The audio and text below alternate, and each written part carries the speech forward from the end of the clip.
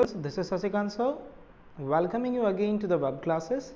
Today we are going to see the subject accounts, unit number 4, journal entries, जो कि हम काफ़ी दिनों से हम journal entries देख रहे हैं. This is lecture number 25. So बिना टाइम वेस्ट किए चलते हैं. Today we are going to have illustration number 8.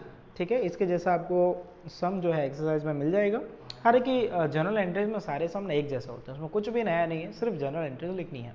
ठीक है, 3-4 रूल्स हैं जो याद होने चाहिए. मैं रूल्स वापस से रिपीट नहीं करने वाला. ठीक है, देखिए जुलाई 2014 के बारे में है. So I am reading the first one. Goods of ₹10,000 purchase at 10% trade discount from the Taruna traders.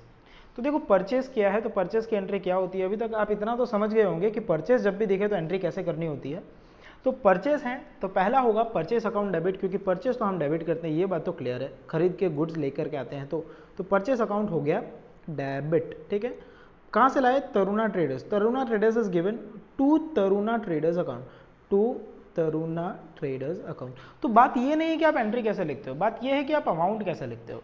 ठीक है, क्योंकि अमाउंट है टोटल 10,000 है ना, उसमें से टीडी है 10%. सो आप अगर देखो 10,000 का अगर हम 10% करें, हाँ सी 10,000 इसमें से माइनस करना है 10%. अगर 10% कैलकुलेटर से माइनस करोगे तो आपका बचेगा कितना? 9,000. मतलब 1,000 जो है वो लेस हो जाएगा. ठीक है, अब ये जो 1,000 लेस हुआ ये है टीडी. तो क्या टीडी की इफेक्ट आएगी? कल हमने मतलब लास्ट लेक्चर में हमने देखा था टीडी वर्सेस सीडी, है ना, trade discount versus cash discount, जिसमें क्लियरली कहा था ट्रेड डिस्काउंट की एंट्री नहीं होती. मतलब ये 1,000 की कोई एंट्री होने वाली नहीं है, हम सिर्फ ये 9,000 की एंट्री करेंगे.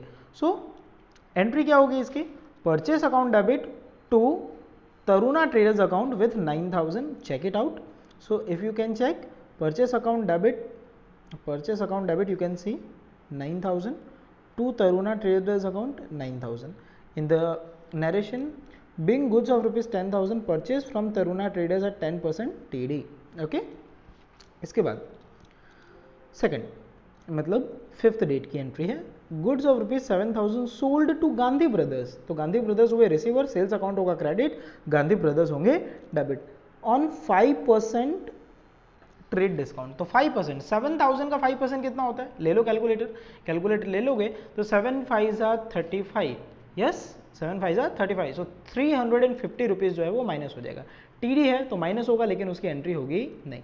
तो 7,000 minus 350 it would be 6,650. According to me, I don't have calculator right now. Okay, so 6,650. Entry क्या होगी? गांधी ब्रदर्स इज रिसीवर, तो Gandhi brothers account debit to sales account. Okay, check out the entry. एक just a second please, sorry we forgot to read the last line. Payment is made in cash. देखो payment नहीं, sorry again. Goods of ₹7,000 sold to Gandhi brothers on cash at 5% TD. क्या लिखा है? On cash, on cash. देखो ये line मैंने read किया था, शायद दिमाग से निकल गया. जब भी कैश ट्रांजैक्शन हो ना तो नाम आता नहीं है, तो यहाँ गांधी ब्रदर्स का नाम आएगा नहीं. एंट्री क्या होगी? कैश कम्स इन, तो entry would be cash account debit to what? To sales account. ठीक है, समझ में आ गया? चेक कर लीजिए. Cash account debit 6,650 to sales account 6,650. Entry being goods of 7,000 sold to Gandhi Brothers on 5% paid discount. The next is goods of ₹12,000 purchased from Mangaldas. Okay, Mangaldas at 10% TD. 10% TD हो जाएगा 1,200. 1,200 minus करोगे तो आएगी amount 10,800. Okay, and 5% CD. देखो cash discount तभी देना है जब बंदा पैसा दे, पैसा ना दे तो कैश डिस्काउंट देना नहीं है. Payment is made in cash. देखो पैसा मिल गया मतलब उसको कैश डिस्काउंट देना है. तो देखो टोटल अमाउंट कितनी थी, इसकी कैलकुलेशन को जरा थोड़ा सा समझ लेते हैं.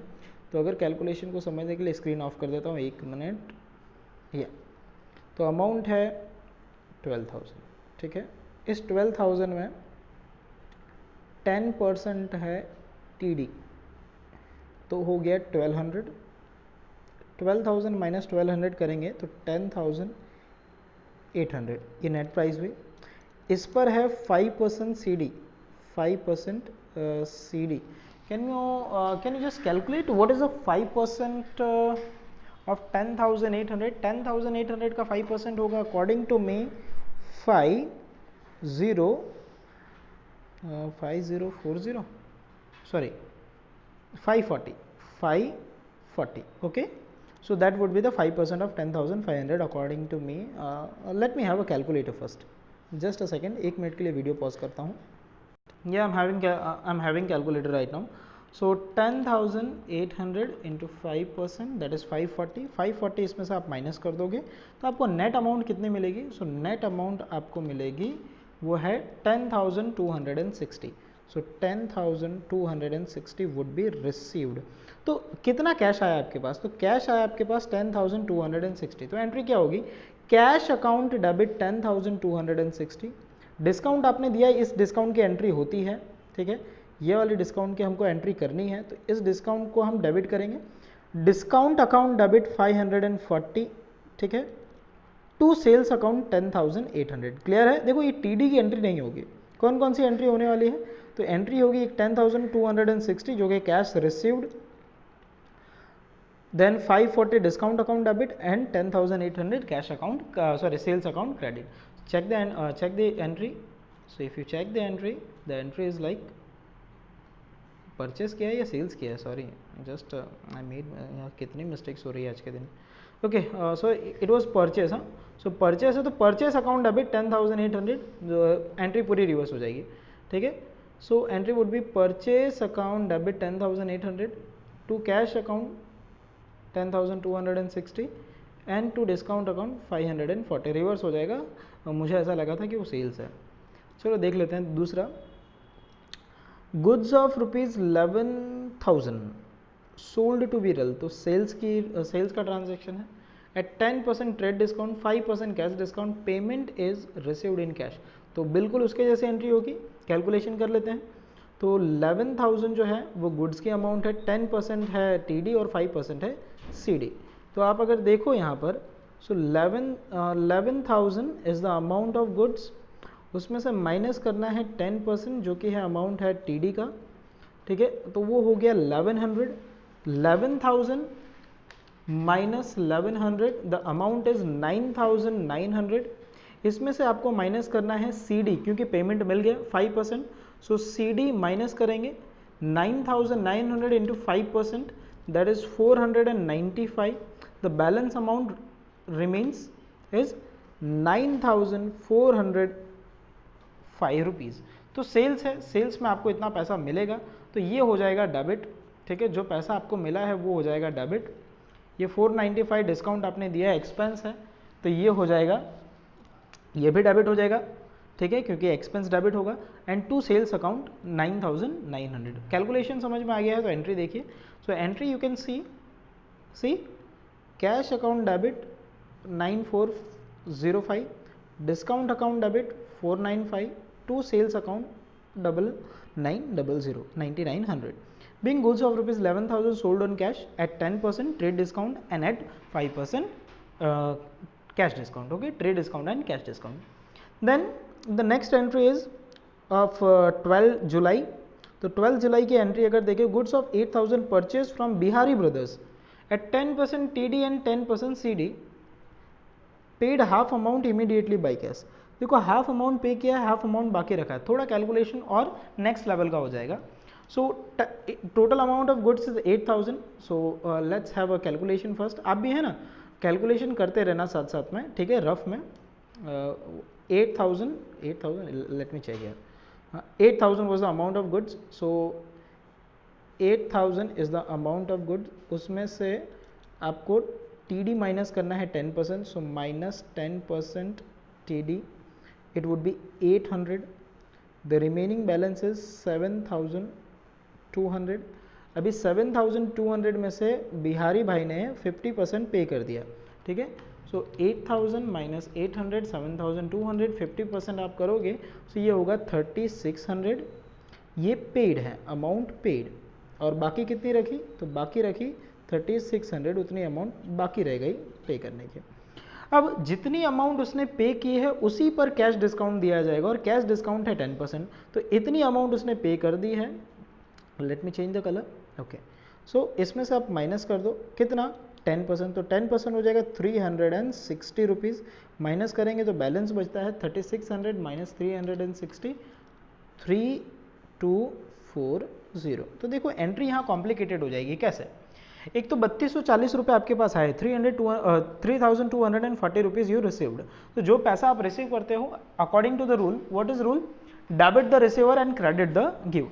सो हम एंट्री करेंगे cash account debit 3240, discount account debit 3060। एक मिनट, सेल्स की एंट्री है या परचेस की एंट्री है? Let me check it first, क्योंकि अगर सेल्स की एंट्री है, okay, so the entry is of just a second, the entry is of goods of rupees 8000 purchase from Bihari brothers. Okay, purchase किया है हमने, तो ये परचेज की एंट्री है। तो फर्स्ट एंट्री होगी purchase account debit 7200, then to discount account, to cash account and to Bihari brothers account. Check the entry, see purchase account debit, okay दिखाई नहीं दे रहा है, ओके। परचेज अकाउंट डेबिट 7200, अब देखिए, then to cash account 3240, to discount account 360 and to Bihari brothers account 3600। Hopefully ये calculation आपको समझ में आ गया। देखो ये कैलकुलेशन समझ में आ गया तो ठीक है, वरना ये बिना कैलकुलेशन के अगर आप ये एंट्रीज लिखोगे तो उड़ता तीर खाने जैसा है। ठीक है, चले आगे चलते हैं। चलते हैं, बिहारी ब्रदर्स की एंट्री हो गई। बिहारी ब्रदर्स के बाद है 15 डेट की एंट्री, गुड्स ऑफ 15,000 सोल्ड। हाँ, सेल्स की एंट्री है, सेल्स होगा credit to Bimal at 10% trade discount if due is paid up to 20 July 10% cash discount. ठीक है, मतलब हमने क्या कंडीशन रखा कि बिमल को हमने गुड्स सेल किया 10% टीडी पे, और उसे हमने कहा कि अगर आप 20 जुलाई से पहले या 20 जुलाई तक पैसा पे करोगे तो आपको 10% कैश डिस्काउंट देंगे। मतलब अभी ये डिस्काउंट देना नहीं है, अभी सिर्फ 10% सीडी से एंट्री करेंगे। सो 15,000 का 10% टीडी माइनस करेंगे तो हो जाएगा 1500, तो बैलेंस बचा 13,500। आपने क्या किया है? सेल किया है ना, सेल किया है किसको? बिमल को। तो बिमल हुई रिसीवर, बिमल हुई या हुआ I don't know is a male और female, but Bimal is a receiver. तो Bimal account debit 13,500 to sales account 13,500। ये 10% सीडी की कोई बात नहीं होने वाली। क्यों? क्योंकि अभी इसने पैसे नहीं दिए। आगे, फॉर द सेल ऑफ 15 जुलाई, चलो मतलब उसकी एंट्री हम बाद में चेक कर लेते हैं। ये 15 जुलाई है। Bimal has issued cheque for half amount, Bimal ने आधा पैसा दे दिया। तो आधा पैसा कितना हुआ? हमको उससे कितना लेना था? 13,500। आधा कितना हुआ उसका? आधा हुआ डिवाइडेड बाई 2 कर दो। तो डिवाइडेड बाई 2 करते हैं तो अमाउंट होता है 6,750। तो क्या बिमल 6,750 पूरा का पूरा देने वाला है या वाली है? नो। क्यों? क्योंकि उसने 20 तारीख से पहले पैसा दिए हैं। कितना पहला कितना डिस्काउंट देना है हमें? 10%। सो 6,750 का आप 10% माइनस कर दो। सो इनटू 10% अगर आप करोगे तो अमाउंट इज 675, इतना हो गया डिस्काउंट। तो एंट्री क्या होगी? Cash account debit, discount account debit to Bimal account, cash नहीं sorry bank account debit. Check मिला ना, तो bank account debit, discount account debit to Bimal account. Check कर लीजिए, 2 एंट्री हमारे चेक करने की बाकी है। So let's check it out. The first is see Bimal account debit to sales account 13,500, then bank account debit 6075, discount account debit 675 to Bimal account 6750. then next is Bimal has settle the remaining balance in cash. देखो 22 तारीख को पैसा दिया, हमको discount 20 तारीख तक ही देना था। ठीक है, मतलब 2 दिन लेट हो गया। तो रिमेनिंग कितना बचा? 13,500 था टोटल बैलेंस उसका। 13,500 में से उसने आधे तो दे दिए, बचे कितने? 6,750। तो बचा वो कैश आकर के दे के गया। So cash account debit 6,750 to Bimal account 6,750। Is that clear? Entry थोड़ी देर बाद चेक करते हैं। ठीक है, 25 डेट की एंट्री है। 1020 1020 was due from Sunita she paid 1000 as final settlement. देखो 20 रुपये जबरदस्ती का डिस्काउंट लेके चली गई सुनीता, है ना। कभी कभी होता है ना 10-20 रुपये तो पब्लिक देती ही नहीं है, हाँ, ऊपर का पैसा कौन देता है। सो 1020 रुपया हमें सुनीता से लेना था, सुनीता बहन ने दिए 1000 रुपये, तो एंट्री क्या होगी, वो 20 रुपया जो बचा उसे हम कहेंगे अलाउंस। क्या कहेंगे, अलाउंस। ओके, तो एंट्री क्या होगी, cash comes in, cash account debit 1000, allowance account debit 20 rupees to Sunita account 1020. We'll check it entry later. Check it later. Then and the last entry is a check of rupees 800 was issued to Vaishali as a final settlement for the dues of 810. देखो वैशाली को payment करना था 810 का और हमने final settlement में 800 दिया, 10 रुपया हमने नहीं दिया। समझ में आया आपको। तो ये बिल्कुल वैसा है, 20 रुपये हमारे सुनीता ने खा लिए तो हमने किसी और के 10 रुपये खा लिए। अब देखिए हमने वैशाली को पेमेंट किया तो वैशाली हुई रिसीवर, तो एंट्री होगी Vaishali account debit, Vaishali account debit 810 to bank account 800 and to allowance received account 10 rupees. Clear. So check it entry, ये इलस्ट्रेशन हमारा यहाँ होता है पूरा।